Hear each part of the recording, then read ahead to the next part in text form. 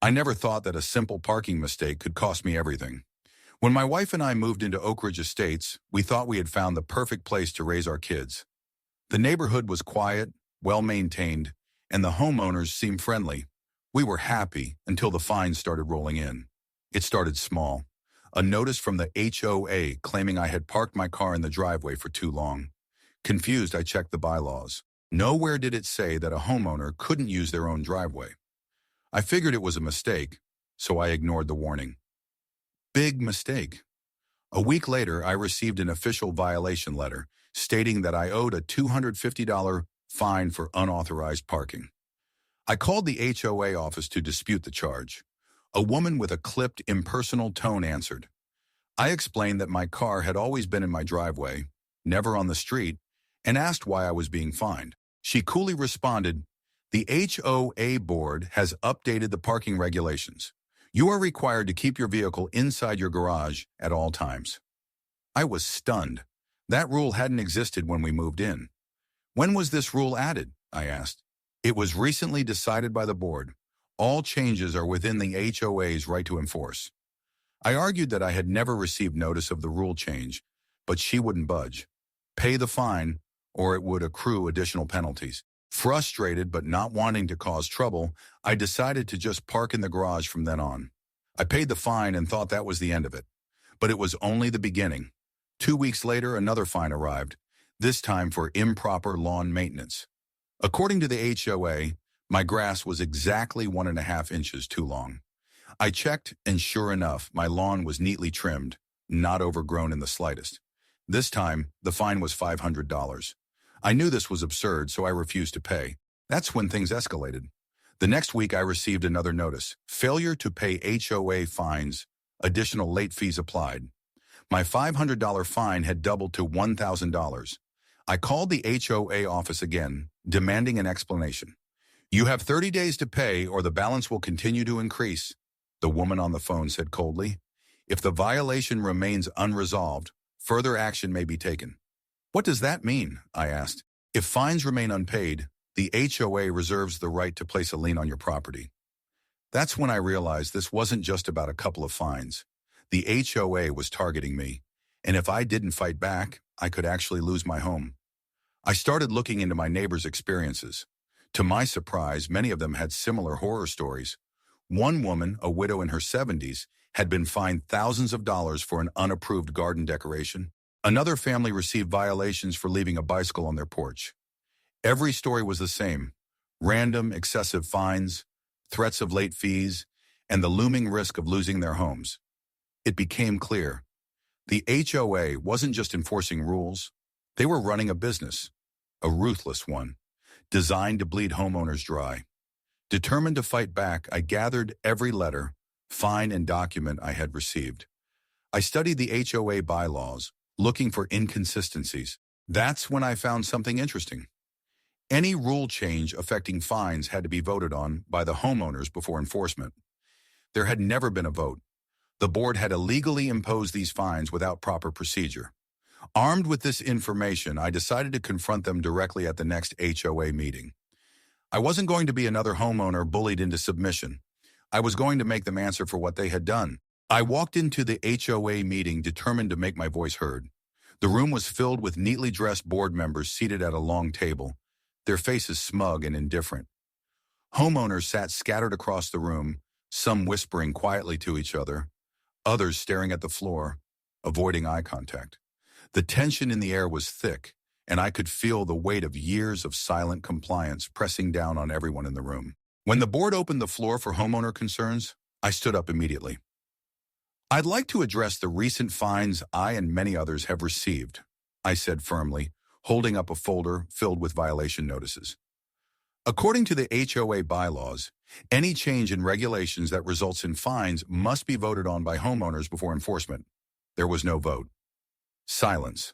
The board members exchanged glances, their confident expressions wavering for just a moment. Finally, the president, a thin man with sharp features and an air of condescension, cleared his throat. "The board has the right to make adjustments to community standards as needed." "That's not what the bylaws say," I shot back. Section 4.2 specifically states that any fine-bearing amendment must be passed by a homeowner vote. You're enforcing rules that were never legally approved. A murmur spread through the audience. People began flipping through their copies of the bylaws, realization dawning on their faces. The president's confident smirk disappeared. "We will look into that matter," he said quickly. "But in the meantime, homeowners are expected to comply with all HOA regulations." I wasn't letting him off that easily. And what about the excessive fines? People are being charged for things as ridiculous as having a bicycle on their porch. And the parking fines? They were never in the original agreement. I'd like to see documentation proving that these changes were legally passed. The board members stiffened. I knew I had them cornered. Finally, the president sighed. "We will review the concerns and respond in due time." Meeting adjourned. That was it. They ran. No discussion, no defense. Just a desperate attempt to shut me down and hope the issue disappeared. But I wasn't going to let it go. And neither were the other homeowners who had just witnessed how easily the board had buckled under scrutiny. After the meeting, several neighbors approached me. Greg, an older man who had lived in the neighborhood for 20 years, shook my hand. "I've been waiting for someone to stand up to them for years," he admitted. "Count me in." Maria, a single mother who had been fined for her kids' sidewalk chalk drawings, nodded. "I want to fight this too." Word spread quickly. Over the next week, more and more residents came forward, sharing their stories and offering to help. We formed a group, collecting evidence, logging every unjust fine, and preparing a formal complaint to present to city officials. That's when the retaliation began. One morning, I woke up to find another violation notice taped to my door, this time claiming my front porch light was too bright. A neighbor, Jason, received a notice for having his garbage cans out 15 minutes past collection time. Another family was fined for having a small flower pot that wasn't on the approved list. It was clear the HOA was trying to break us down. But instead of scaring people off, their aggressive tactics only made the community more determined. People were furious. Neighbors who had once been too afraid to speak out were now openly defying the HOA. The board had spent years ruling through fear, but that fear was starting to crumble. Then, just as our movement was gaining real momentum, I received something that made my stomach drop, a final notice of delinquency. The HOA had tacked on more fees, pushing my total balance to just over $10,000. And if I didn't pay immediately, they would place a lien on my house. I was officially at risk of losing my home.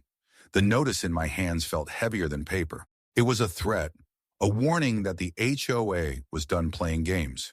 If I didn't pay the now staggering $10,000 balance, they would take legal action to place a lien on my home. It wasn't just about fines anymore. They were trying to take my house. I had two choices: cave in and pay the money, or fight back harder than ever. I chose the latter. That night, we gathered at Greg's house. More people showed up than ever before. Neighbors who had once feared the HOA now saw it for what it was: a corrupt machine designed to drain homeowners of their money. Maria, who had been researching legal precedents, had good news. "This isn't just unethical," she said, tapping on her laptop screen. "It's illegal. The HOA can't enforce new fines without a homeowner vote, and they definitely can't threaten foreclosure over these bogus charges." We drafted an official complaint to the city, detailing the illegal rule changes, the intimidation tactics, and the unjust fines. We attached every violation notice, every photograph, every piece of evidence we had.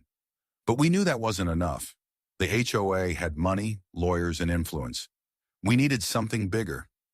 Jason suggested bringing in the media. If people knew what's happening here, it would be impossible for the HOA to sweep this under the rug, he argued. It was risky, but we were out of options. The next morning, we contacted a local news station. To our surprise, they were very interested. Apparently, HOA abuse was a growing problem, and they were looking for stories to cover. That evening, a news crew arrived in our neighborhood. They filmed interviews with homeowners, captured footage of the ridiculous violation notices, and even recorded a segment on how the HOA was trying to force me out of my home. The story aired the next day, and the fallout was immediate. Social media exploded with outrage. People from all over shared their own HOA horror stories, and within hours, the situation had drawn attention far beyond our small neighborhood. The pressure was building, and the HOA was starting to crack. Then, just when it seemed like we were turning the tide, The HOA made their most desperate move yet. 2 days after the news story aired, I received an official letter from their attorneys. The HOA was suing me. The claim? Defamation. According to the letter, by speaking to the media, I had damaged the HOA's reputation and incited unrest among homeowners. I should have been terrified. A lawsuit meant legal fees, court battles, and months, if not years, of stress. But instead, I felt something else. Relief. Because this lawsuit meant they were afraid. The HOA wasn't suing me because they thought they would win. They were suing me because they were losing. I contacted a lawyer that same day. To my surprise, he agreed to take my case pro bono, explaining that he had dealt with corrupt HOAs before and wanted to make an example of this one. They've made a mistake, he told me confidently. They're trying to silence you, but all they've done is open themselves up to more scrutiny. What happened next was beyond anything we had imagined. The city announced an official investigation into the HOA's practices. Homeowners from neighboring communities started coming forward with similar stories.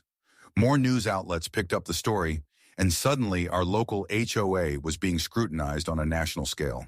And then, the breaking point. A whistleblower from within the HOA board came forward. The former treasurer, who had quietly resigned months ago, reached out to my lawyer. He provided internal emails, financial records, and documentation proving that the board had been illegally imposing fines and funneling the money into discretionary projects that benefited them directly. The evidence was undeniable. The HOA wasn't just corrupt, they were committing fraud, and now they were about to face real consequences. The whistleblower's evidence was the final nail in the coffin. With financial records proving fraud, illegal fines, and self-serving board decisions, the city had no choice but to act. A full-scale investigation was launched, and suddenly, the HOA board found themselves in the hot seat. The media, already buzzing from our initial story, went into a frenzy. News outlets aired exposés on corrupt HOAs across the country, using our case as the perfect example of unchecked power gone wrong. The board members began panicking. Some tried to distance themselves from the scandal, resigning before the full investigation concluded. Others dug in, trying to defend their actions, but the evidence was too damning. The city council announced an emergency hearing, summoning the HOA board to answer for their actions. I attended the hearing, sitting in the front row with my neighbors by my side. We had fought this battle together, and we were about to see justice served. The room was packed, not just with homeowners from our community, but with people from nearby neighborhoods who had experienced similar HOA abuse. The city investigator read out the charges: illegal enforcement of fines, financial mismanagement, misuse of HOA funds, and threats of foreclosure without legal backing. One by one, homeowners stood up to give testimony. Greg spoke about his years of silent frustration. Maria described how she was targeted with petty fines simply for letting her kids play outside. I told my story of how the HOA had tried to take my home over bogus charges. The board members had no defense. They sat there stone-faced, knowing there was no way out. The verdict came swiftly. The HOA board was to be dissolved immediately. Not only that, but individual board members were facing lawsuits, and the city announced they would be pushing for criminal charges against those involved in financial fraud. The crowd erupted in applause. We had done it. We had taken down a corrupt system that had ruled through fear and intimidation, and now we were free. In the weeks that followed, a new HOA was formed, one run by actual homeowners who wanted to restore trust, not exploit their neighbors. The ridiculous fines were voided, and those who had paid them were refunded. The lawsuit the HOA had filed against me dropped. The lien they had threatened against my home gone. For the first time in years, our neighborhood felt like a real community again. No more yellow envelopes taped to doors. No more fear of stepping outside and wondering if you'd be fined for something ridiculous. We had fought back, and we had won. Standing on my front porch one evening, watching kids play in the street without worry, I took a deep breath and let the reality sink in. This wasn't just about me or my fines. This was about all of us, about the right to feel safe in our own homes, about not allowing power-hungry individuals to dictate our lives. HOAs were supposed to protect communities, not terrorize them. And thanks to our fight, Oak Ridge Estates had become what it was always meant to be: a neighborhood, not a battleground. We had proven something important. No matter how powerful they think they are, corrupt HOAs can be beaten, and no homeowner should ever feel powerless against them again.